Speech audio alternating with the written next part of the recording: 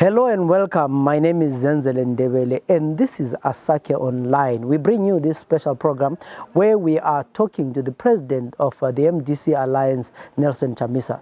We know that in the last few months there've been stuff that is going on in the party, the recalling of the MPs, the court judgments and all the things that have been going on. So we want to find out from him, what is the plan for the party going forward? What are they doing to rebuild? Is the party still there? Because we've heard people always saying there's no opposition in Zimbabwe. So let's get all these answers from the president of the MDC Alliance, Nelson Chamisa. Mr. President, my first question to you is, we have seen that in the past year or so, that things have not been going okay for the MDC in terms of the recalls of the MPs, the fights around Harvest House. I mean, tell us what's your view on what is going on, or what has been going on?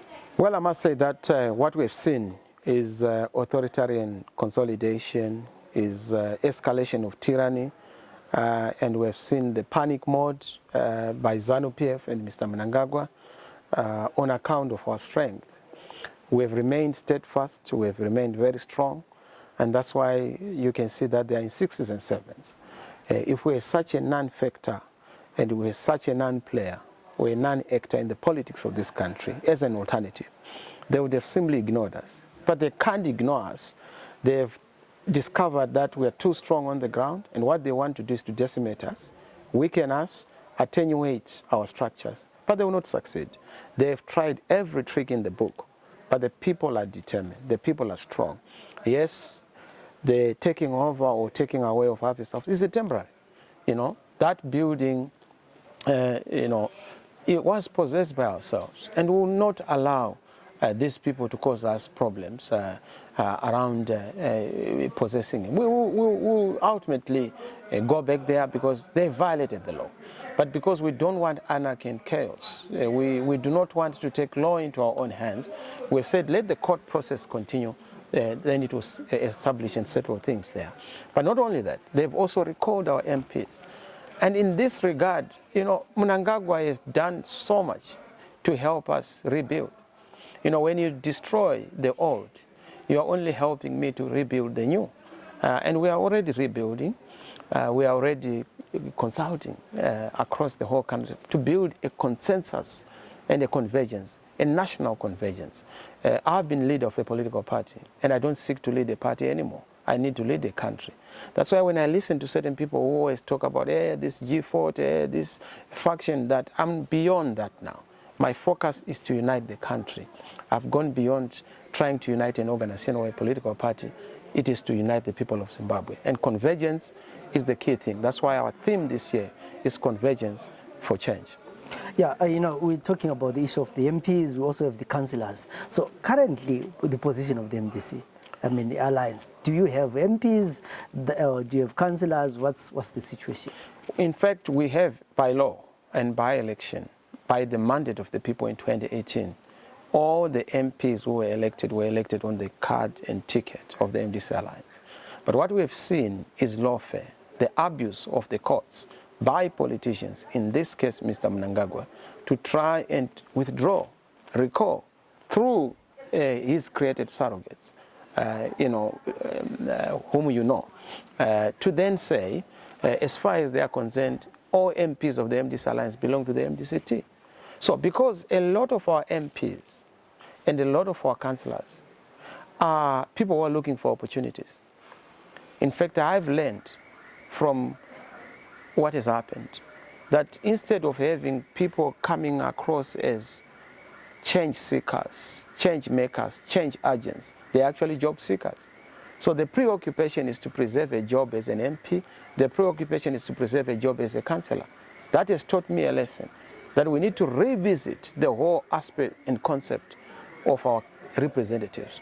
That's why now I'm apologizing to the people of Zimbabwe to say that we have not thought through the processes of our candidate selection process. That's why we have to go back to the drawing board, so that we do not have party candidates, but a community candidate, a collective ethic, a converged approach that is driven by the community, driven by the stakeholders and opinion makers in a community, as opposed to just a political party, because these processes produce candidates or individuals who do not have their loyalties in communities and to the people. So I've discovered that.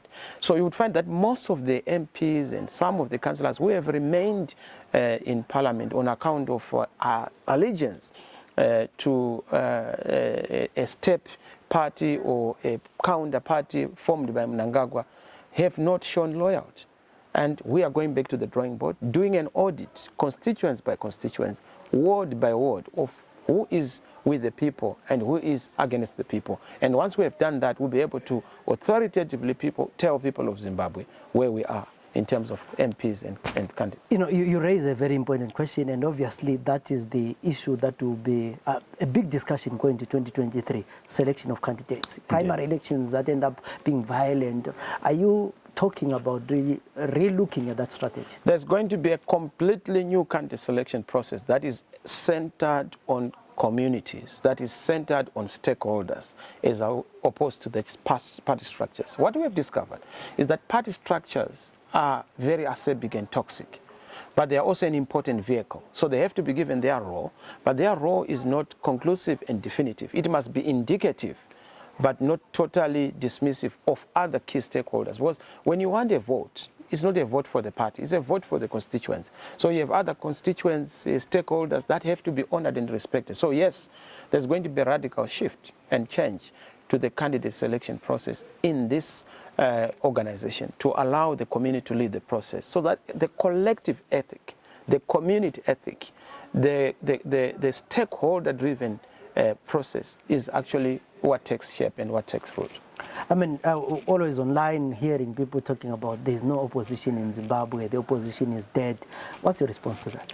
Well, they don't know what they're talking about. Of course, we are an alternative. We are not an opposition. But if you want to understand who we are, go and ask Mnangagwa. He will tell you that we are the real game in town. He will tell you that we are the only deal. He will tell you that we mean real significant substance. That's why they have nightmares. They can't think of anything beyond the real politics of survival and what we do. You alluded to the issue of the citizens' convergence for change. And one of the things is, we've seen that in the past years, not only last year, but 2 years ago, there have been divisions in the MDC. What are you doing to bring together these people into the fold? Well, there are no divisions in the MDC. There's MDC and then ZANU that forms itself within MDC. That's not a division. That's exfoliation, that's purification, that's distillation. Don't call it division. It's actually separation. And people always talk about the opposition is not united in Zimbabwe. People are solid. The base is solid. The people cannot be divided. When you have people at the top who are bought or who look for greener pastures in terms of opportunities because they are fortune seekers, gold diggers, or fortune hunters, it doesn't necessarily mean that the organization is divided or the people are divided. We want missionaries who are clear on the objective to liberate our country, to democratize our country, to grow our country, to modernize our country. And we don't want mercenaries who are seeking opportunities for themselves, who are driven by this pioneer column mentality or last supper mentality, the departure lounge mentality, wanting to eat and going. We don't want eaters. We want people who are going to bring change to this country. And that is what we're focusing on. I'll talk, for example, for Ndebele. I have seen that in 2018, these other, I don't want to call them smaller parties, but there are so many parties. Indeed. At the end of the day, you find that the opposition at large would lose, but the majority of people, they voted for the parties other than ZANU-PF. So are there any ways of trying to bring all these people under one umbrella, under one banner of some sort? Because we are all under the umbrella of change. We want to make sure that there's a democratic consensus building of this new convergence. And that's why the convergence idea is coming in, to converge all the efforts, to converge all the bodies, the progressive forces and the progressive voices in the country, so that there's one voice for change, one voice for the alternative. So that once we are able to do that, we are able to build a formidable voice. When we have crossed the Rubicon and crossed the river, we can then all talk about other things. But here we have a crocodile-infested river that has to be crossed. And let us all come together. Let us unite. Come, let us reason together. That has been our clarion call. Because it's always important. The more the merrier. It takes two to tango. Let's come together as a people, all the political parties, let's all converge and have one new broad convergence and new consensus to build our country. No, and as we go to an end, I've heard Monzora talking about, the MDC or them forming an alliance, and and then I've had people talking about, the issue. But they're already in an alliance with ZANU. So which alliance were they talking about?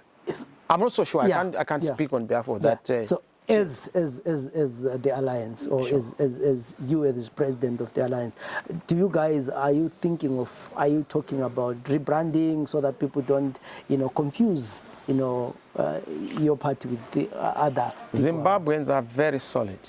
The people are very clear on what they want, and who obviously be engaging Zimbabweans. There is no confusion. I know people are worried. I know people are concerned. But I can tell you that at the end of the day, whenever there is a question to our existence, the people are the solution and the answer. And we always revert back to the people. We are a people's party. Our solutions are always driven and sculptured by the people. So don't worry about that. It's an issue that is easily dealt with. At the moment, my preoccupation is to sell the team that is going to bring change to the people of Zimbabwe. And the dream of a new Zimbabwe, great Zimbabwe, a Zimbabwe in which we are all happy, where there's freedom, justice, solidarity, the dignity for all, jobs for the young boys, opportunities for everyone, transformation, prosperity. That is what we are fighting for. But we have to do that from a position of strength, from a place of, consistency, a place of a genuine desire to provide leadership and an alternative. If the government of Emmerson Mnangagwa was to come to you, or the ZANU come to you talking about let's negotiate and find each other, are you willing to talk to them? I've always said finding each other is a national demand, is a national chorus, is a requirement by the people. It's a clarion call from the people. There's need for us, because we are one people together. This country belongs to all of us. So the issue of finding each other and having a common is the essence of our convergence core. But what we are not going to allow is a situation whereby we are in a process of a convenience partnership. We need a partnership based on conviction, ideas, ideals, and our goals to make sure that Zimbabwe is a democracy. And Zimbabwe returns to good governance, democracy, proper legitimacy, respecting state institutions, building strong institutions, not strong men. Big ideas, not big men. So that we're able to move together as a people and celebrating our diversity as a people and all our talents and the skills, unleashing our talents. Because we are great people. We have everything, every resource except leadership. So we have seen the jailing of activists, members of parliament from the MDC. What's your comment on that? Indeed, there's been an escalation of human rights abuses. There's been an escalation of this approach to have a one-party state. There's been an approach to try and liquidate and pulverize the MDC. But we have remained standing. And we've seen that the onslaught is targeted at the MDC leadership. As I speak, the majority of our leaders have been given trumped-up charges. Some are in jail. Some have been incarcerated on spurious charges. And we are even going to see more in terms of the onslaught. But that will not shake us. It's part of the struggle. A struggle is never instant coffee. A struggle is never a walk in the park. It's not a bed of roses. At times it's a bed of thorns. But at the end of it all, there's victory at the end of the tunnel. And there's light at the end of the tunnel. And that is what keeps us going. It's a struggle. And that's what it is. Forces of darkness are all conspiring to attack forces of light. And we represent light. They represent darkness. That is our difference. But we are not shaken.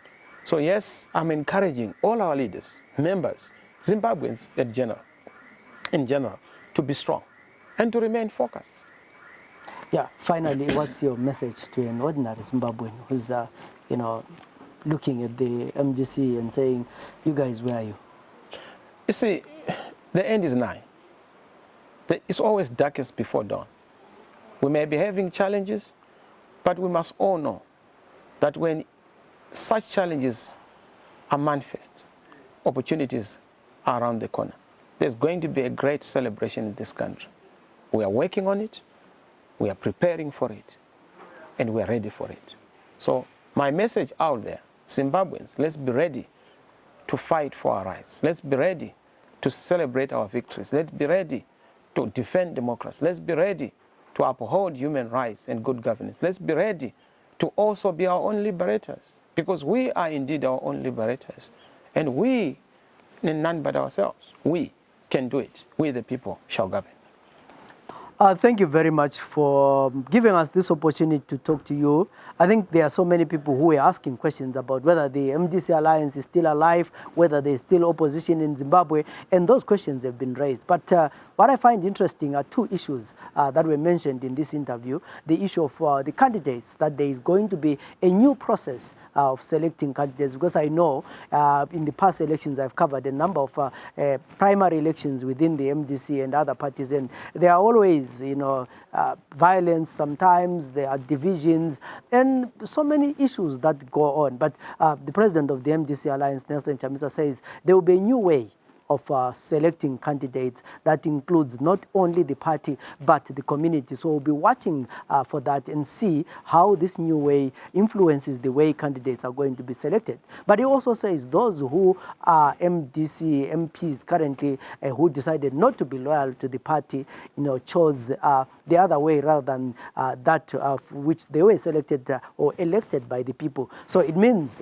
my own understanding is simply saying we no longer have any candidates. We are going to start afresh and build the movement, because these ones that are there currently are not ours. They've decided to pledge loyalty to other people. That's my understanding. I know people might be having different understanding or a different understanding of that statement. And I am sure there will be a lot of debate around these issues and some of the issues that were raised. And the CITE, we're willing to hear more from individuals, from people. You can go on our Facebook page, CITE ZW. On Twitter, we are at CITE. And you can get in touch with us as well to hear your views on this interview and many other issues that we always talk about. My name is Zenzele Ndebele. You can follow me on Twitter at Zenzele.